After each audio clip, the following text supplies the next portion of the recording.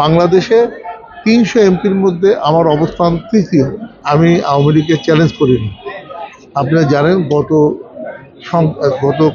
আওয়ামী লীগের কেন্দ্রীয় কার্যনির্বাহী সংসদের সভায় এই বিষয়টি কিন্তু ইতিমধ্যে এটা ওপেনই হয়ে গেছে যে যার যার খুশি নির্বাচন করবেন, মাননীয় প্রধানমন্ত্রী তাই বলেছেন।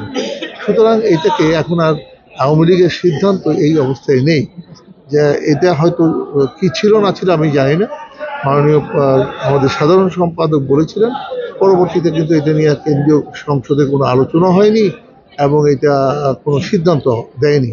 সুতরাং আমি মনে করি যে আমার ছেলে নির্বাচনে অংশগ্রহণ করছে, এইটা কোনো অবৈধ নয়, একটা মানুষের সাংবিধানিক গণতান্ত্রিক অধিকার সে ভোগ করছে। বাংলাদেশে বহু রাজনীতিবিদ, বঙ্গবন্ধুর নেতা মাওলানা ভাসানী, তার ছেলে কি মাওলানা ভাসানী হতে পেরেছে? হোসেন শহীদ সোহরাওয়ার্দী, তার ছেলে কি হোসেন শহীদ সোহরাওয়ার্দী হতে পেরেছে? এমনি আরো অনেক নেতা আছে, আতাউর রহমান খান, অনেক বড় বড় নেতা এখানে আছেন, তারা কি হতে পেরেছেন? কিন্তু বঙ্গবন্ধু কন্যা জননেত্রী শেখ হাসিনা, তিনি কিন্তু বঙ্গবন্ধুর মতোই জাতীয় নেতৃত্ব দিচ্ছেন। মাদারীপুরের নেতৃত্ব দেওয়ার সুযোগ শুধু মাদারীপুরে নয়, জাতীয় পর্যায়ে অনেক রাজনৈতিক কর্মকাণ্ডে আমি অংশগ্রহণ করতে পারছি। আমার পিতা তিনি আওয়ামী লীগের 1949 সালে যখন প্রতিষ্ঠিত হয়, সেই প্রতিষ্ঠাকালীন সদস্য এবং পরবর্তীতে 1953 সালে উনি কেন্দ্রীয় কমিটির সদস্য। ফরিদপুরে একমাত্র ব্যক্তি তিনি পরপর 2বার কেন্দ্রীয় কমিটির সদস্য ছিলেন। বঙ্গবন্ধুর সঙ্গে তিনি 3বার সংসদ সদস্য ছিলেন। মাদারীপুরের প্রতিষ্ঠা লগ্ন থেকে তিনি আওয়ামী লীগের বলতে গেলে আওয়ামী লীগের প্রতিষ্ঠাতা। আমাদের এই বাসায়, এই মাটিতে বঙ্গবন্ধু একাধিকবার এসেছে, সোহরাওয়ার্দী সাহেব এসেছে এবং এখানে বসেই আওয়ামী লীগ প্রতিষ্ঠিত হয়েছে। সুতরাং এটা একটা, এই বাড়িটি আমি মনে করি মাদারীপুরের রাজনীতির ক্ষেত্রে এটা একটা ঐতিহ্যবাহী বাড়ি।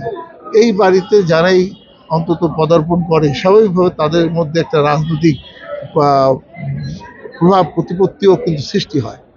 আরেকটি বিষয় হলো যে একটা ডিমে যদি তা দেন বাচ্চা হবে, কিন্তু একটি ডিম্বাকার পাথর যদি তা দেন বাচ্চা হবে? হবে না। কেন হবে না? কারণ পাথরের মধ্যে ডিমের মধ্যে যেমন উপাদান থাকে বাচ্চা হবার, পাথরের মধ্যে সেই উপাদানটা নেই। সুতরাং আমার মধ্যে যদি উপাদান থাকে রাজনীতি করার, আমি যেমন আমার পিতার পরে আমি রাজনীতি করছি এবং আমি ইনশাআল্লাহ আলহামদুলিল্লাহ আমি এ পর্যন্ত 8বার নির্বাচিত হয়েছি সংসদ সদস্য। স্বাভাবিকভাবেই কিন্তু মানুষের একটা ভালোবাসা, শ্রদ্ধা, ভালোবাসা এবং তাদের যে জনপ্রিয়তা আমি পেয়েছি। এবং গত নির্বাচনে আপনারা লক্ষ্য করেছেন বাংলাদেশে ৩০০ এমপির মধ্যে আমার অবস্থান তৃতীয়, অর্থাৎ থার্ড হয়েছে। এই যে এত ভোট পেলাম, এটা তো মানুষের ভালোবাসার ফসল। সুতরাং আমি মানুষের এই জনপ্রিয়তা অর্জন করেছি বলেই আমি আমার পরিবারের ঐতিহ্যটাকে আমি এখনো ধারণ করছি। আমি বিশ্বাস করি আমার ছেলে যদি তিনি রাজনীতি করে সেই ধারাকে অব্যাহত রাখতে পারেন, তাহলে অপরাধটা কোথায়?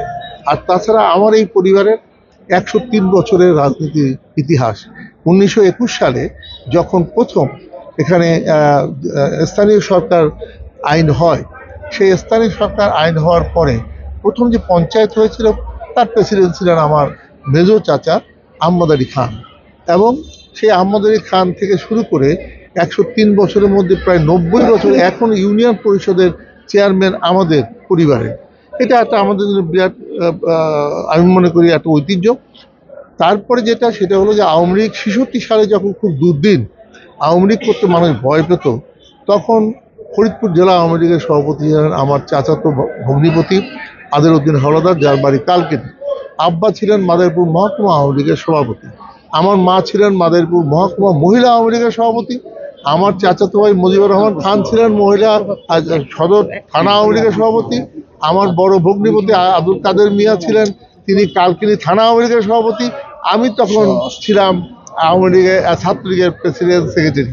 সুতরাং একটা ঐতিহ্য আমরা বহন করে আসছি। সেই ধারাবাহিকতায় আমি মনে করি আমার সন্তান, শুধু আমার সন্তান নয়, বংশ পরম্পরায় এই ধারাবাহিকতা রক্ষা করতে পারবে, এটা আমার বিশ্বাস। আমি তো কোনো প্রভাব সৃষ্টি করিনি। যখনই শিডিউল ঘোষণা হয়েছে তারপর থেকে কেউ বলতে পারবে না আমি কোথাও জনসভায় কোনো মিছিলে আমি অংশগ্রহণ করেছি। যে আসলে মাদারীপুর কালকিনিতে যারা সংঘাত সংঘর্ষ করেছে তারাই কিন্তু এইখানে সাইকেল প্রতীকে নির্বাচন করছে, এবং যারা এই মানে সংঘাত সংঘর্ষ তাদের ইতিহাস অনেক। যিনি প্রতিদ্বন্দ্বী প্রার্থী আসিফুর রহমান খানের, তার সংঘাত সংঘর্ষ মারামারি ইতিহাস অনেক।